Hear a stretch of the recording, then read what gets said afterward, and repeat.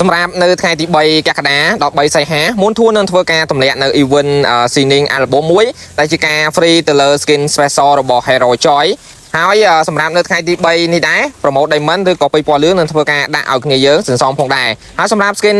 free របស់ special joy ហ្នឹងគ្នាយើងបានធ្លាប់ឆ្លងកាត់មកហើយគឺមានទម្រង់ដូចជាការ free រាល់ដងដែរហើយក៏ដូចជា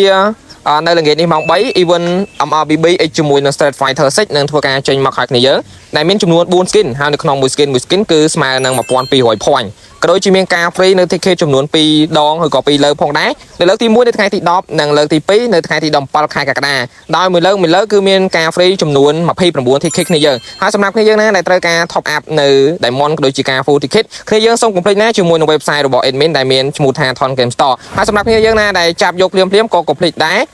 ធ្វើការជួយ top up នៅ website របស់ admin ផងហើយនៅថ្ងៃទី6ខែកក្កដាមួនធួននឹងធ្វើការ free នៅ promote diamond ឬក៏ពេជ្រពណ៌លឿងក្នុងម្នាក់ចំនួន15 diamond ឬរាល់ដងដែរហើយនៅក្នុងមួយថ្ងៃគឺយើងអាចរកបានពេជ្រពណ៌លឿងឬក៏ promote ពេជ្រពណ៌លឿងនឹងស្របចំនួន55ពេជ្រហើយក៏ដូចជានៅថ្ងៃទី17ខែកក្កដាគ្នាយើងនឹងធ្វើនៅភារកិច្ចមួយដើម្បីយកនៅDragon set ហ្នឹងចំនួន2ធ្វើការដោះសោទៅលើskin ពណ៌បៃតងរបស់skin របស់ Joy Special ដែលយើងយកនៅថ្ងៃទី3ហ្នឹងគ្នាយើងហើយនៅថ្ងៃទី21ដល់ថ្ងៃទី27កក្កដាគឺជាថ្ងៃដែលយើងធ្វើការចាយនៅ promote diamond ហើយ skin epic limited Selena ក៏ដូចជា limited epic របស់ Kari ក៏ដូចជា record ចាស់ទាំង3នេះនឹងត្រឡប់មកវិញដែលរួមមាន record ភ្លើង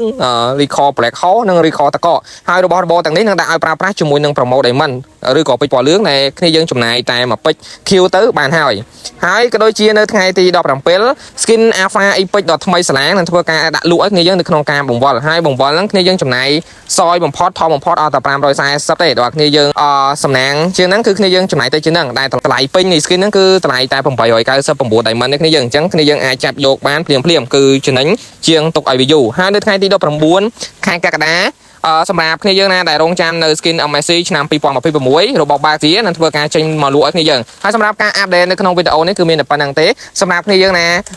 ដែលរងចាំនៅការ update វគ្គបន្តថ្មីសូមគ្នាយើងកុំភ្លេចជួយចុច follow admin ម្នាក់មួយផងណាហើយជួបគ្នាជាមួយ admin នៅវីដេអូក្រោយជឿបន្តទៅទៀតអរគុណបាយបាយជួបគ្នានៅវីដេអូក្រោយ